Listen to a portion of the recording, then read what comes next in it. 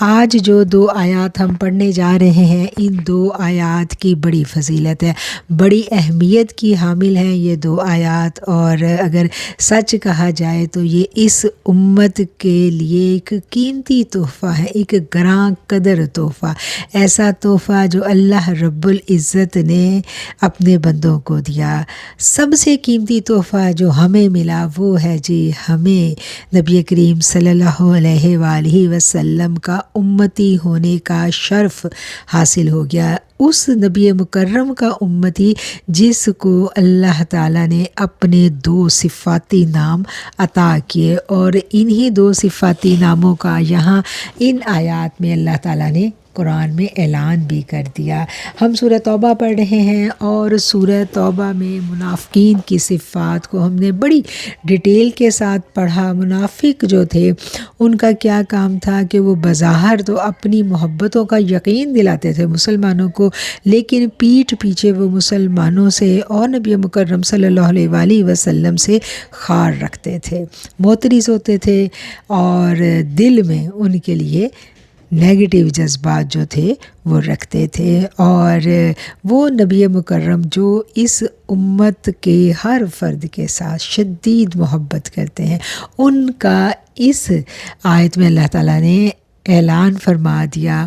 کہ تمہیں میں نے وہ نبی دیا ہے، وہ تم ہی میں سے ہے، وہ تمہارے درمیان بنی نوع انسان میں ہی موجود ہے، وہ انسان ہی ہے، بنی نوع انسان سے ان کا تعلق ہے، وہ تم ہی میں مبعوث فرمائے ہیں میں نے، اور ان کی صفت یہ ہے کہ وہ تم سے بہت محبت کرتے ہیں، اتنی محبت کرتے ہیں کہ تمہارا مشقت میں پڑنا ان پر سخت گراں گزرتا ہے۔ اور یہ مضمون بیان کیا گیا ہے سورہ توبہ کی آیت 128 میں۔ اب ہم سورہ توبہ کی 128 نمبر آیت پڑھیں گے، اور اس سے اگلی آیت ہے جی 129 آیت، اور 129 آیت پر یہ سورت مکمل ہو جاتی ہے۔ سورہ توبہ کے بارے میں ہم نے جان لیا کہ ہر شخص کو اپنے ایمان کو کسوٹی پر پرکھنا چاہیے، گاہے بگاہے اسے پرکھتے رہنا چاہیے، اپنا سیلف انالیسس کرتے رہنا چاہیے کہ میں اس وقت ایمان کی کس سٹیج پر ہوں، کیونکہ دل کے اندر نفاق کی بیماری یوں خاموشی کے ساتھ داخل ہونے لگتی ہے کہ انسان کو پتہ بھی نہیں چلتا، اور سورہ توبہ ہمارے دلوں کو پاک کر دیتی ہے نفاق کی بیماری سے۔ یہ ہے جی سورہ توبہ کی تاثیر۔ جو سورہ توبہ کو ہم سمجھ کر پڑھتا ہے، پھر اس کا دل جب پوری طرح نفاق کو سمجھ لیتا ہے اور وہ اس سے اپنے آپ کو بچانے کے لیے کوشاں ہوتا ہے، تو دل ڈر سا جاتا ہے، دل میں ایک خوف کی لہر آتی ہے کہ ہم کہاں کھڑے ہیں اور ہم کیسے بچ نکلیں گے اس نفاق سے، جو ایک خاموش خود رو زہریلے پودے کی طرح، ایک خطرناک وائرس کی طرح نہ چاہتے ہوئے بھی اجازت کے بنا ہی ہمارے اندر داخل کر دیا جاتا ہے۔ اور اس سے بچنے کا ایک ہی طریقہ ہے، اور وہ طریقہ ہے شدید محبت، صرف اور صرف محبت ہے جو دلوں کو پیور کر دیتی ہے۔ صدیوں کی ریاضت اور عبادت وہاں تک نہیں لے جاتی جہاں لمحوں کی محبت لے کے چلی جاتی ہے، اور اسی محبت کا ذکر کیا گیا ہے ان آیات میں کہ وہ جو ہم سے اتنی محبت کرتے ہیں، جو ہمارے لیے اتنے خوبصورت جذبات رکھتے ہیں، تو کیسے ممکن ہے کہ ہم ان سے محبت نہ کریں۔ یہ وہ آیات ہیں جو ایک وظیفہ بھی ہیں۔ صوفیہ کرام نے ان آیات پر بہت ریاضت کی، اور ان کو تکرار کے ساتھ پڑھا جاتا ہے، ان کے وظائف کیے جاتے ہیں۔ بڑی تاثیر ہے ان آیات میں۔ اور جو لوگ یہ کہتے ہیں نا کہ ہم عبادت تو کر لیتے ہیں، قرآن بھی پڑھ لیتے ہیں، لیکن ہمارے دل میں آقا علیہ الصلوۃ والسلام کے لیے اس طرح سے محبت پیدا نہیں ہوتی، یا جو روحانیت کی منزلیں طے کرنا چاہتے ہیں، تو یہ آیتیں ان کے لیے بھی تحفہ ہیں۔ تصوف والوں کے لیے تو یہ ایک قیمتی اثاثے کی حیثیت رکھتی ہیں۔ ان آیات کو تہجد کے ٹائم پڑھنا، ان آیات کو ڈیلی بیسس پر اپنی روٹین میں شامل کر لینا، ہر نماز کے بعد ان آیات کو پڑھنا، اس کی بہت زبردست تاثیر ہے۔ اور جو شخص ان آیات کو اپنی زندگی میں داخل کر لیتا ہے، اپنی زندگی کا معمول بنا لیتا ہے، اس کی زندگی میں یہ کیا تبدیلی لے کر آتی ہیں، یہ ہمیں پتہ چلتا ہے اس روایت سے۔ اس واقعہ کے راوی ہیں جی ابو بکر بن محمد، انہوں نے یہ واقعہ سنایا اپنے استاد ابو بکر مجاہد کے بارے میں۔ ابو بکر مجاہد ایک بہت بڑی شخصیت ہیں اور ان کے شاگرد یہ واقعہ سنا رہے ہیں کہ ہم اپنے استاد محترم کی صحبت میں بیٹھے تھے، ایک شخص جو ہے وہ تشریف لے کے آیا مجلس میں، اور ہمارے استاد ایک دم اٹھ کے کھڑے ہو گئے، اس کی بڑی تکریم کی، آگے بڑھ کر اس کو بوسہ دیا اور اس کو اپنے پاس لا کے بٹھایا، بڑی تعظیم کر رہے ہیں اس کی جتنی دیر وہ بیٹھا، اور جب وہ جانے لگا تو آپ خود اٹھ کر اس کو دروازے تک چھوڑنے گئے اور باادب رہے اس کے آگے۔ جب وہ شخص چلا گیا تو ان کے جو اسٹوڈنٹس تھے انہوں نے کہا کہ ہمارے استاد محترم کا تو خود اتنا بڑا درجہ ہے، اتنا بڑا نام ہے، لوگ ان کی اتنی تکریم کرتے ہیں، لوگ ان کے بوسے لیتے ہیں، تو جن کا یہ بوسہ لے رہے ہیں، ہمارے محفل میں آئے ہیں، تو ہمارے استاد محترم نے ان کی اتنی تکریم کی، تو کیا وجہ ہے؟ انہوں نے اپنے استاد سے جب پوچھا تو انہوں نے کہا، تو آپ اپنے اسٹوڈنٹس کو بتاتے ہیں کہ یہ وہ خوش بخت آدمی ہے کہ جس کے بارے میں نے خواب میں دیکھا تھا کہ آقا علیہ الصلوۃ والسلام کی محفل سجی ہوئی ہے اور وہاں یہ شخص آیا ہے۔ آقا علیہ الصلوۃ والسلام نے بہت خوش ہو کر اس شخص کا استقبال کیا اور اس کے ماتھے پر بوسہ دیا۔ بوسہ کس نے دیا؟ نبی مکرم حضرت محمد مصطفیٰ صلی اللہ علیہ وآلہ وسلم نے بوسہ دیا اپنے امتی کو محبت سے اپنے پاس بٹھایا، اس کا بوسہ لیا، اور پھر آپ نے فرمایا کہ یہ وہ شخص ہے جو سورہ توبہ کی آخری 2 آیات پڑھتا ہے اور آیات پڑھنے کے ساتھ یہ درود پاک پڑھتا ہے، ہر روز ہر نماز کے بعد یہ مجھے ہدیہ کرتا ہے، اور انہی 2 آیات کی برکت سے اس کو دربار نبوی میں اتنا بلند مقام حاصل ہو گیا کہ میرے آقا علیہ الصلوۃ والسلام نے اتنی محبت سے اس کی میزبانی کی۔ تو اس سے ہمیں پتہ چل رہا ہے کہ ان آیات کو پڑھنے والے کو اللہ تعالیٰ کیسے سرفراز کر دیتا ہے۔ جو رسول اللہ صلی اللہ علیہ وآلہ وسلم کی محبت میں ان آیات کو پڑھتا ہے، قرآن کریم کی ہر آیت کی تاثیر ہے، قرآن کریم کے ہر لفظ کی تاثیر ہے، اور یہ جو 2 آیات ہیں ان کی بہت زبردست تاثیر ہے روحانیت کے طالب علموں کے لیے، ان کی بڑی زبردست تاثیر ہے ان لوگوں کے لیے جو رسول اللہ صلی اللہ علیہ وآلہ وسلم کی قربت چاہتے ہیں۔ تو اب ہم ان آیات کا ترجمہ دیکھیں گے اور ان آیات کی تلاوت کریں گے۔ اب ہم اپنے درس قرآن کا باقاعدہ آغاز کریں گے اس دعا کے ساتھ کہ اے اللہ، ایک مرتبہ ہمارے دلوں کو قرآن کریم کا شغف عطا کر دینے کے بعد، قرآن کریم کی محبت عطا کر دینے کے بعد، قرآن کریم کے اسٹوڈنٹس میں ہمارا نام لکھ لینے کے بعد دوبارہ ہمارے دلوں کو کجی اور گمراہی کی جانب مت موڑنا، دین اسلام پر زندہ رکھنا اور ایمان کی بہترین حالت میں واپس بلانا، ہمارے دلوں کو ہر طرح کے نفاق سے پاک کر لینا، ہمیں اپنے نیک لوگوں کی سنگت اور صحبت عطا کرنا اور ان لوگوں سے بچا لینا میرے مالک جو تجھ سے، تیرے حبیب سے، تیرے حبیب کے گھرانے سے یا پنجتن پاک سے، صحابہ کرام سے، ہر اس شخص سے جو تجھ سے اور تیرے رسول صلی اللہ علیہ وآلہ وسلم اور ان کے گھرانے سے محبت رکھتا ہے، ان سے جو بغض کرنے والے ہیں، اے اللہ ہمیں ان سے دور رکھنا، ہمیں ان کی سنگت اور صحبت سے بچائے رکھنا، آمین ثم آمین۔ لاکھوں کروڑوں درود و سلام میرے آقا علیہ الصلوۃ والسلام پر درود شریف پڑھتے ہیں اور پھر ہم اپنی آج کی آیات کو پڑھیں گے۔ اللہم صلی علی سیدنا و مولانا محمد وعلی آلہ وصحبہ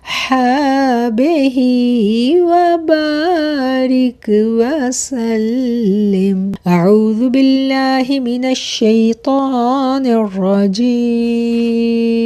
بسم اللہ الرحمن الرحیم۔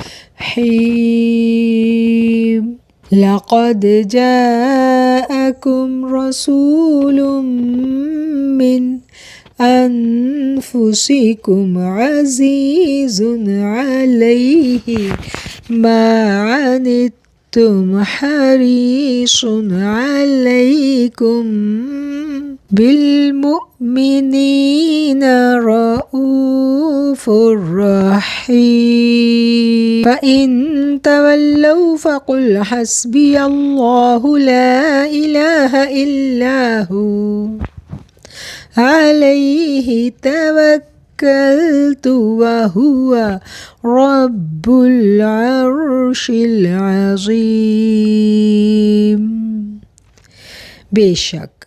تمہارے پاس ایک ایسے برگزیدہ رسول آئے ہیں جن پر تمہارا مشقت میں پڑنا گراں گزرتا ہے، وہ تمہاری بھلائی کے شدید خواہش مند ہیں، مومنوں کے ساتھ بڑے مہربان ہیں اور بہت رحیم ہیں۔ اگر وہ منہ موڑ لیں تو آپ فرما دیجئے کہ مجھے میرا اللہ کافی ہے، کوئی معبود نہیں بجز اس کے،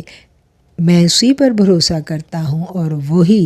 عرش عظیم کا مالک ہے۔ صدق اللہ العظیم و صدق رسولہ النبی الکریم ونحن علی ذلک من الشاہدین۔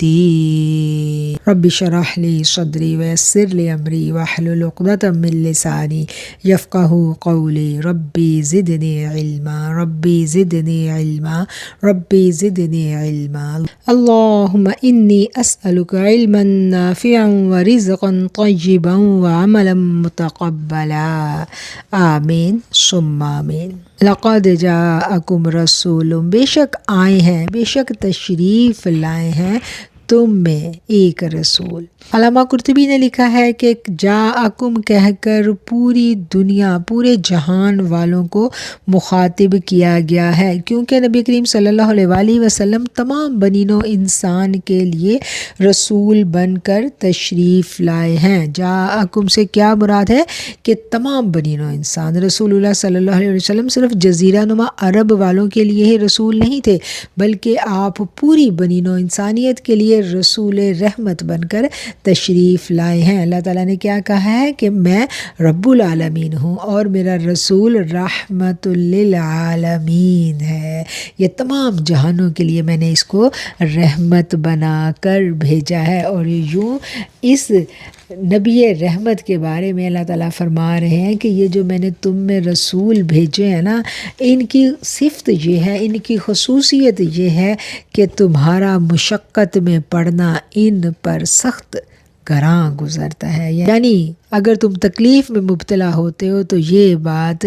اس نبی رحمت پر گراں گزرتی ہے۔ وہ انسانوں کو تکلیف میں مبتلا ہوتا دیکھ نہیں سکتے۔ ہم دیکھتے ہیں نا نبی کریم صلی اللہ علیہ وآلہ وسلم کی مکی زندگی میں جب مسلمانوں کے اوپر بہت مشکل وقت تھا اور حضرت خدیجہ رضی اللہ تعالیٰ عنہ نے اپنا تمام مال آقا علیہ الصلوۃ والسلام کی خدمت میں ڈھیر کر دیا تھا، تو میرے آقا نے اس سارے مال و سامان کا کیا کیا تھا؟ سب ساز و سامان جو مال و اسباب حضرت خدیجہ نے آپ کو دیا، ہدیہ کیا، میرے آقا نے وہ سب غریبوں میں بانٹ دیا، سب ناداروں میں بانٹ دیا۔ آپ کے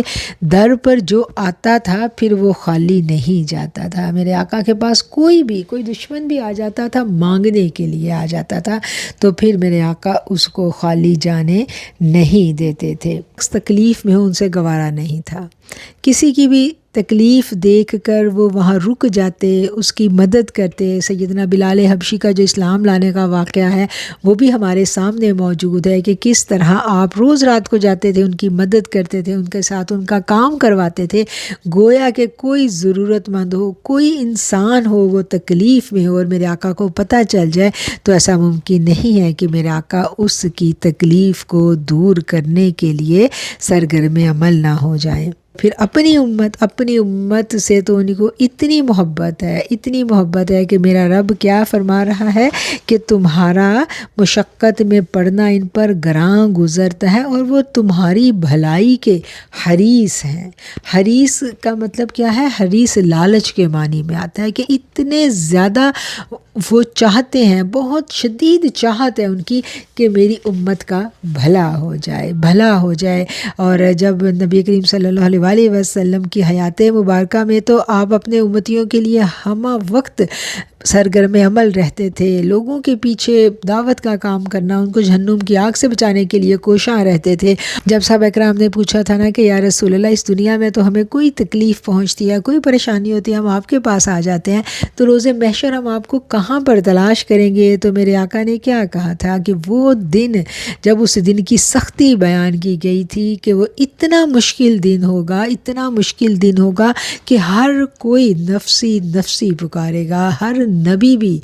نفسی نفسی کہے گا۔ حضرت عیسیٰ جو ہے نا وہ بھی کہیں گے کہ اے اللہ آج کے دن کی سختی ہے، میں اپنی ماں کا بھی سوال نہیں کرتا، بس مجھے بخش دے۔ تو ایسے میں کون ہے جو کہے گا ربی سلم امتی، ربی سلم امتی، کہ رب ہمارے میری امت کو بخش دے۔ اپنی امت کی سلامتی اس دن بھی ہمارے نبی کریم صلی اللہ علیہ وآلہ وسلم جو ہے نا وہ مانگ رہے ہوں گے، اور اس دن میرے آقا جو ہے نا ربی سلم امتی، ربی سلم امتی کہہ کر پکار رہے ہوں گے۔ اور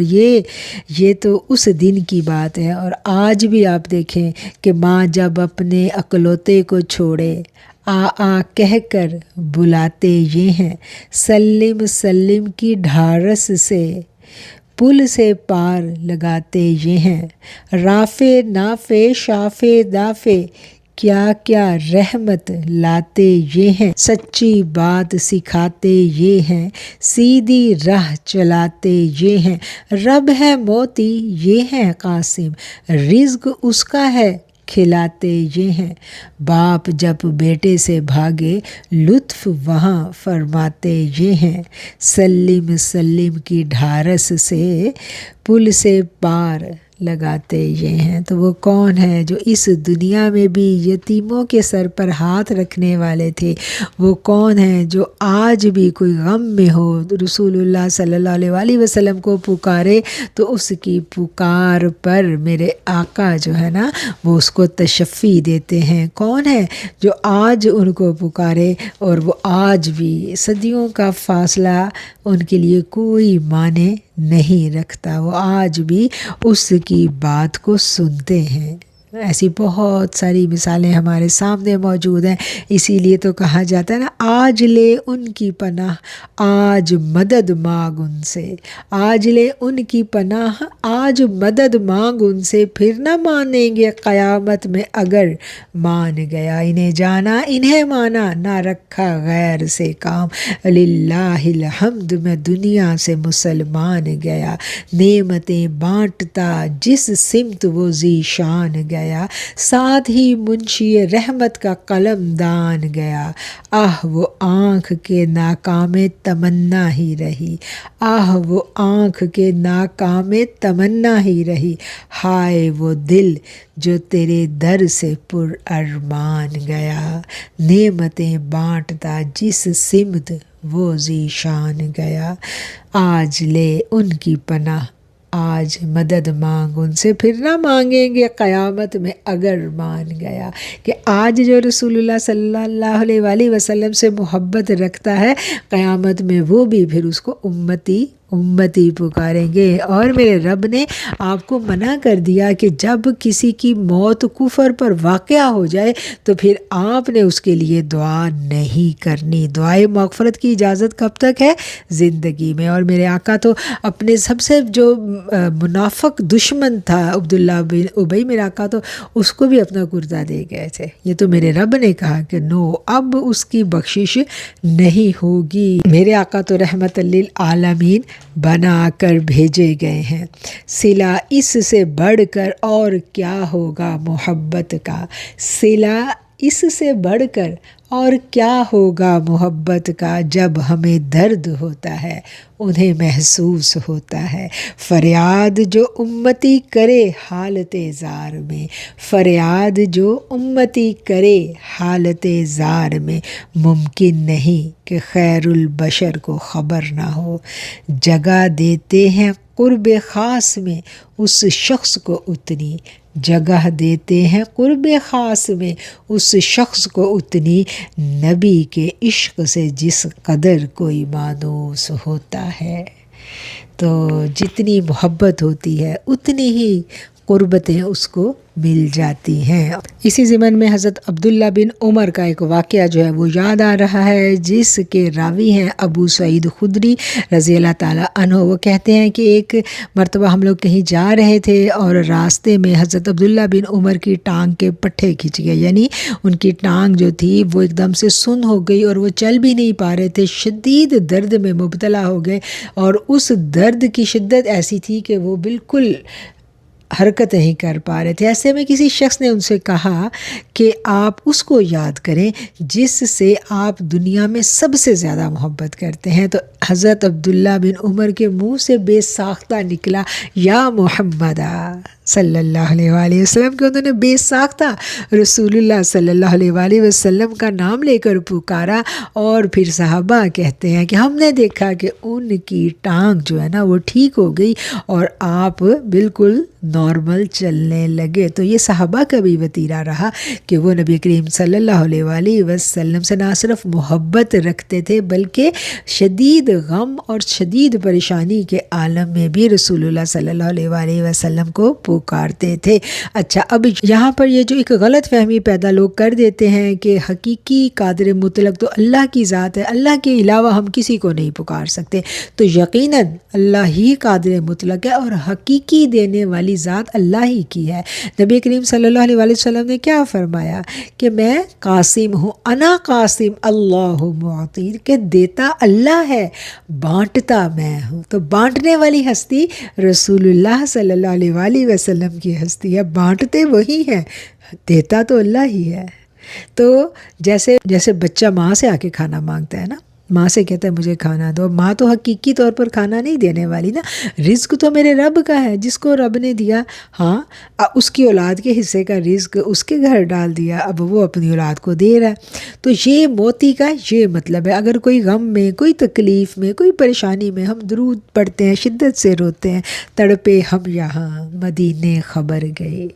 تو خبر وہاں ضرور پہنچتی ہے۔ ہم درود پڑھتے ہیں، ہم رو رہے ہوتے ہیں، ہم اللہ تعالیٰ سے دعائیں کرتے ہیں اور رسول اللہ کی خدمت میں جا کے تصور میں عرضیاں ڈالتے ہیں کہ یا رسول اللہ، میں یہ پریشانی میں مبتلا ہوں اور شاید یہ پریشانی میرے ہی کسی غلط عمل کی وجہ سے میری آزمائش بن گئی، مجھ سے کوئی کوتاہی ہو گئی، تو یا رسول اللہ میرے رب نے تو کہا ہے کہ جب اپنی جانوں پر ظلم کر بیٹھو تو میرے نبی کے پاس آ جانا، تو میں بھی آپ کے پاس آ گئی ہوں، آقا مجھے معافی دلوا دیجئے۔ تو کیا ہے کہ یہ جو چشم تصور ہے نا، اس کی بڑی قوت ہے، یہ جو تصور کی قوت، خیال کی قوت اللہ تعالیٰ نے ہمیں دی ہے، اس سے بڑی اور کوئی قوت نہیں ہے۔ جب ہمارا درود آقا تک پہنچایا جاتا ہے تو کیا ہماری تصور میں پیش کی گئی عرضیاں میرا رب نہیں پہنچائے گا ان سے؟ میرا رب کیا چاہتا ہے؟ کرنا تو میرے رب نے ہے، لیکن میرا رب یہ چاہتا ہے کہ جس کے تم امتی ہو اس کے ذریعے مجھ تک پہنچو۔ تو حقیقی قادر مطلق اللہ ہی کی ذات ہے، عطا بھی اللہ ہی کرتا ہے، دیتا بھی اللہ ہی ہے، ہر غم ہر خوشی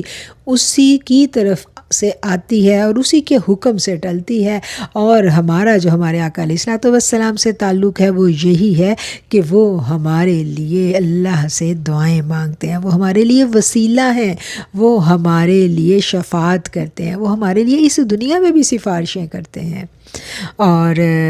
نبی کریم صلی اللہ علیہ وآلہ وسلم کو کیا صحابہ بھی پکارا کرتے تھے؟ آپ کے ظاہری دنیا سے پردہ فرما جانے کے بعد تو اس بات کو سمجھنے کے لیے ہم چلتے ہیں جنگ یمامہ میں۔ جنگ یمامہ وہ جنگ تھی جو مسلمہ بن کذاب کے خلاف لڑی گئی آقا علیہ الصلوۃ والسلام کی دنیا سے پردہ فرما جانے کے بعد، اور یہ ایک مشکل جنگ تھی، دشمن بڑا طاقتور تھا، بڑا عیار تھا، مسلمانوں کی پہ در پہ شہادتیں ہو رہی تھیں، اور ایسے میں خالد بن ولید رضی اللہ تعالیٰ عنہ نے میدان جنگ میں نعرہ لگایا یا محمد یا محمد۔ آپ کا وہ نعرہ لگانا تھا کہ مسلمانوں میں ایسی قوت آ گئی کہ مسلمانوں کی جو ٹوٹتی ہوئی ہمت تھی نا وہ یکدم یکدم ابھر کر آ گئی اور مسلمان اتنی جاں فشانی سے لڑے کہ پھر مسلمان اس جنگ میں کامیاب ہو گئے، کیونکہ میرے اللہ نے کیا کہا تھا کہ اے نبی جب تک آپ کسی جنگ میں شریک ہوں گے وہاں پر پھر ناکامی نہیں ہوگی، اور بے شک میں تمہارے پاس ایک برگزیدہ رسول کو بھیجا ہے جن پر تمہارا مشقت میں پڑنا سخت گراں گزرتا ہے، وہ تمہاری بھلائی کے بہت زیادہ خواہش مند ہیں، مومنوں کے لیے رؤوف الرحیم ہے۔ رؤوف اور رحیم یہ دو میرے اللہ کے نام ہیں، اور یہ دو صفاتی نام اللہ تعالیٰ نے یہاں اس آیت میں اپنے نبی کو عطا کیے ہیں۔ رؤوف کا معنی ہے بے حد مہربانی اور شفقت فرمانے والا۔ اللہ تعالیٰ نے اپنے دو ناموں کو محمد صلی اللہ علیہ وآلہ وسلم کے علاوہ اور کسی نبی کو جمع نہیں فرمایا۔ عبدالعزیز بن یحییٰ فرماتے ہیں کہ عزیز علیہ کا مفہوم ہے کہ نبی کریم صلی اللہ علیہ وآلہ وسلم کے نزدیک تمہاری فلاح و بہبود کے علاوہ اور کوئی چیز اہمیت نہیں رکھتی، یعنی آقا کو اپنی امت کی کامیابی، بھلائی اور بخشش و مغفرت کے علاوہ اور کچھ بھی عزیز نہیں ہے۔ وہ اتنے زیادہ اپنے امتیوں کا بھلا چاہنے والے ہیں، اور یہی وجہ ہے کہ جب اللہ تعالیٰ نے نبی کریم صلی اللہ علیہ وآلہ وسلم سے کو یہ حق دیا تھا کہ آپ جو مانگیں گے آپ کو عطا کیا جائے گا، تو میرے آقا نے کیا کہا تھا کہ میں اپنا یہ دعا کا حق جو ہے یہ روز محشر کے لیے محفوظ رکھتا ہوں، اور میں روز محشر جو ہے میں اپنی امت کی بخشش کے لیے اپنا یہ حق استعمال کروں گا۔ اور وہ قرآن بھی کیا کہتا ہے، وَرَفَعْنَا لَكَ ذِكْرَكَ، اور ہم نے بلند تر کر دیا آپ کے ذکر کو۔ اور اللہ تعالیٰ قرآن کریم میں کیا کہتے ہیں کہ ہم ان قریب آپ کو اتنا دیں گے، وَلَسَوْفَ يُعْطِيكَ رَبُّكَ فَتَرْضَىٰ، اتنا دیں گے کہ آپ راضی ہو جائیں گے۔ کہاں سارے رسول جو ہیں وہ اللہ کو راضی کرنے میں لگے، اللہ کی پوری مخلوق اللہ کہتا ہے اپنی مخلوق سے کہ مجھے راضی کرو، میری عبادت کرو، مجھے راضی کرو، اور یہ نبی رحمت صلی اللہ علیہ وآلہ وسلم کی ہستی ایسی بلند ترین ہستی ہے، اور میرے رب کی محبوبیت کہ اس مقام پر پہنچی بھی ہستی ہے کہ میرا رب ان سے کہتا ہے کہ ہم عن قریب آپ کو اتنا عطا کریں گے کہ آپ راضی ہو جائیں گے، کیونکہ میرے رحمت للعالمین نبی مکرم حضرت محمد مصطفیٰ صلی اللہ علیہ وآلہ وسلم نے اپنے پیغام کا بنی نوع انسان کے لیے حق ادا کر دیا، اپنی ذات کے لیے، اپنی اولاد کے لیے آپ نے کچھ بھی نہیں رکھا، جو بھی مانگا امت کے لیے مانگا، امتی امتی، ہمارے نبی ہم ان کے امتی، امتی تیری قسمت پہ لاکھوں سلام۔ تو وہ ایسے نبی رحمت ہیں کہ ان کا امتی بھی محترم ہو گیا، ان سے جو جڑ گیا وہی عزت پا گیا۔ بس اللہ کہتا ہے کہ ساری کی ساری عزت میرے لیے ہے اور میرے رسول کے لیے۔ اللہ کیا کہتا ہے کہ جو اللہ سے محبت کرتا ہے وہ میرے رسول سے محبت کرے، اور پھر جو میرے رسول سے کہتا ہے اللہ محبت کرے گا، میں اس سے محبت کروں گا۔ یعنی وہ رحمت للعالمین اتنا پیارا، اتنا معتبر رسول ہیں ہمارے کہ ہم ان سے محبت کریں گے تو ہم رب کے بھی محبوب بن جائیں گے۔ اور ان کی صفات یہاں بیان کی گئی ہیں۔ ان کی بڑی صفت کیا ہے کہ وہ مومنوں پر رؤوف بھی ہیں، رحیم بھی ہیں، اور مومنوں کا مشقت میں پڑنا ان پر گراں گزرتا ہے۔ اب آخری آیت، اس میں اللہ تعالیٰ کیا کہہ رہے ہیں کہ اتنا محترم، اتنا معتبر اور اتنا رؤوف الرحیم نبی میں نے تمہیں دیا، اس کے باوجود بھی اگر تم ان کی بے قدری کرو، ان کی فرما برداری میں تم لوگ کمی اور کوتاہی کرو، تو پھر کیا ہے، پھر تمہاری سزا کیا ہے۔ اور جو ایسا کرتا ہے پھر اللہ کیا کہتا ہے، وَإِن تَوَلَّوْا، پھر اگر یہ پھر جائیں، فَقُلْ، تو کہہ دیجئے، حسبی اللہ، کہ میرے لیے میرا اللہ ہی کافی ہے۔ یہ کس کو مخاطب کر کے کہا جا رہا ہے؟ یہ رسول اللہ صلی اللہ علیہ وآلہ وسلم کو مخاطب کر کے کہا جا رہا ہے، کیونکہ رؤوف الرحیم رسول جب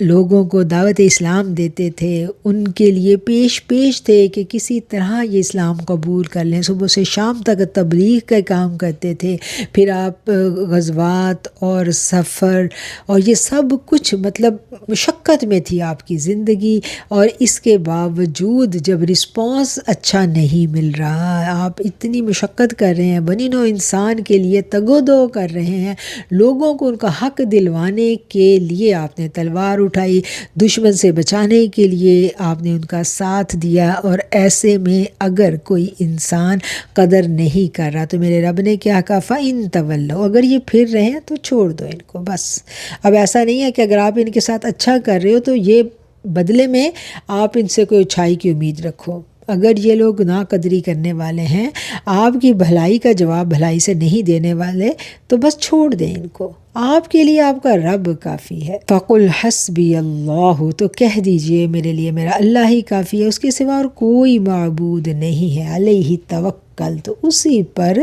بھروسہ کرتا ہوں،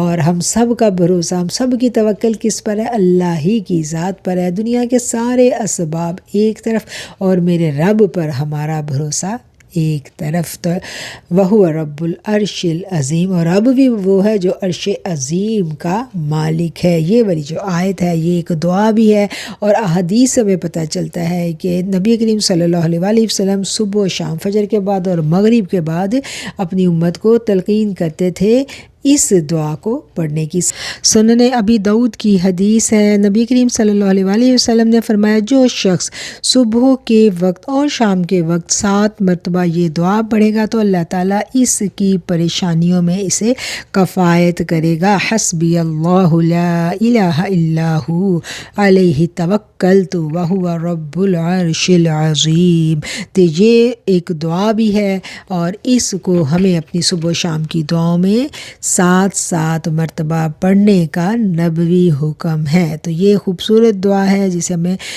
صبح و شام 7 دفعہ پڑھنا چاہیے، اور اگر ہم کسی مشکل میں پھنس گئے ہیں، کسی پریشانی میں ہیں، تو اسی آیت کی تکرار جو ہے وہ بڑی تاثیر رکھتی ہے اس مشکل اور پریشانی سے نکلنے میں۔ حسبی اللہ لا الہ الا ہو علیہ توکلت وہو رب العرش العظیم، اور وہ عرش عظیم کا مالک ہے۔ یہ ہے جی سورہ توبہ کی آیت نمبر 129، اور یہیں پر سورہ توبہ مکمل ہو جاتی ہے۔ اور اس دعا کے ساتھ ہم اپنے آج کے درس قرآن کا اختتام بھی کرتے ہیں کہ اے اللہ، جتنا قرآن کریم ہم نے پڑھا، اس کو پڑھنے میں، بیان کرنے میں، سمجھنے میں، سمجھانے میں کہیں کوئی غلطی رہ گئی، کوئی کوتاہی ہو گئی، تو اے اللہ تو ہمیں معاف کر دینا، بے شک تو معاف فرمانے والا، درگزر کرنے والا ہے۔ اور اے اللہ، ہمارے دلوں کو نفاق کی ہر بوند سے پاک کر لینا۔ اللہم طہر قلبی من النفاق وعملی من الرياء ولسانی من الكذب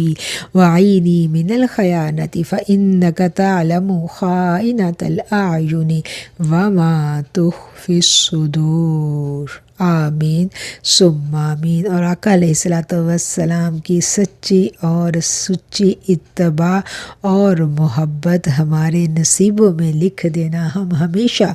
آقا کی نگاہ میں رہیں۔ میں اور میری گوشہ نور کی ساری بہنیں اپنے اہل خانہ سمیت آقا کی نگاہ میں، نگاہ کرم میں رہیں۔ آمین ثم آمین۔ ان آیات کا صدقہ میرا اللہ ہمیں بھی ان لوگوں میں شامل کر لے جن سے میرے آقا راضی ہو گئے۔ آمین ثم آمین۔ اے شہنشاہ معلی الصلاۃ والسلام، اے شہنشاہ معلی الصلاۃ والسلام، زینت عرش معلی، زینت عرش معلی، الصلاۃ والسلام، اے شہنشاہ معلی الصلاۃ والسلام۔ مومنوں پڑھتے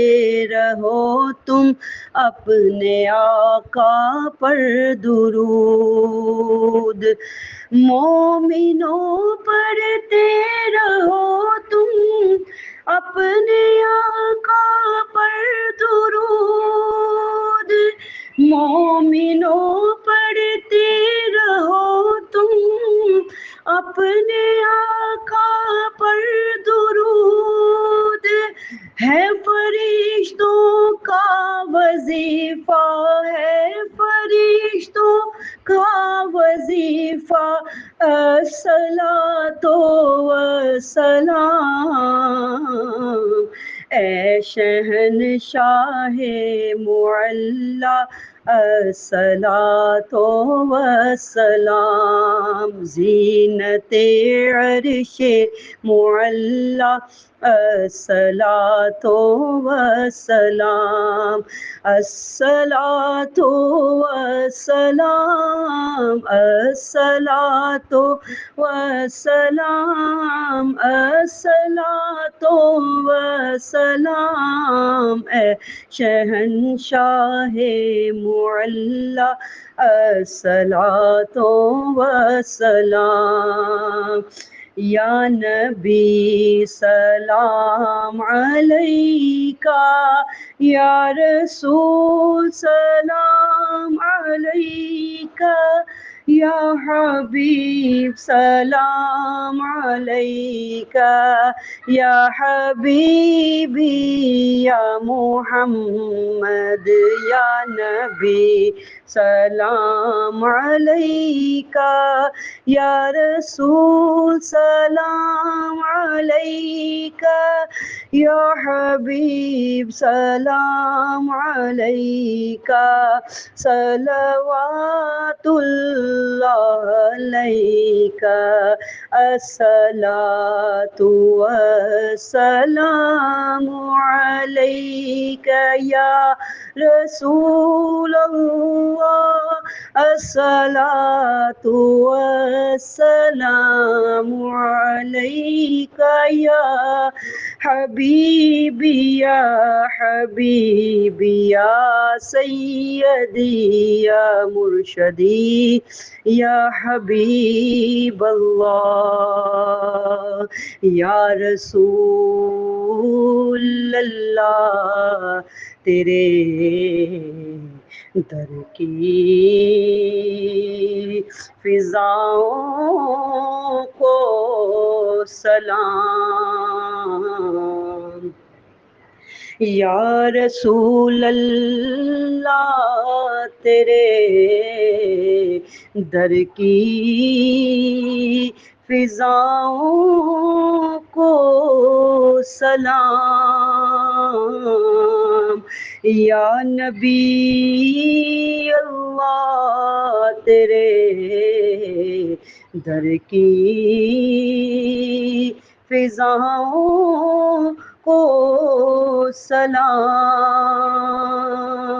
یا نبی آپ کے غلاموں کے غلاموں کو سلام، جو مدینے کے گلی کوچوں میں ان فقیروں راغیروں اور گداؤں کو سلام، السلام، اے خدا کے لاڈلے اور پیارے رسول، یہ سلام عاجزانہ ہم سب کا ہو قبول، السلام علیکہ یا ایھا النبی ورحمۃ اللہ وبرکاتہ۔